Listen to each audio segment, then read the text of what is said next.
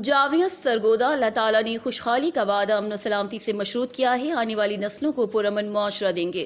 इन ख्यालात का इजहार सैयद जावेद हसनैन शाह मेंबर कौमी असम्बली NA92 ने गगदी के दो मुतहारिब ग्रुपों में सुलह की तकरीब से खिताब करते हुए किया। इस मौके पर मियाँ सैफुर रहमान उम्मीदवार सूबा असम्बली रहनुमा Noon league, Malik Masood Awan general secretary Noon league tehsil Shahpur, Mehar Ali Abbas Jawari, Mohammad Naeem Ahmad Jawari सदर Noon league town committee Jawaria, Mohammad Sarfaraz Khan, Malik Khawar Mumtaz advocate, Malik Sikandar Khayat, Rehan Qamar, Abbas Bhatti, Maulvi Inayatullah, Syed अमीर हुसैन शाह और मौजूदीन इलाका की कसीर तादाद मौजूद थी।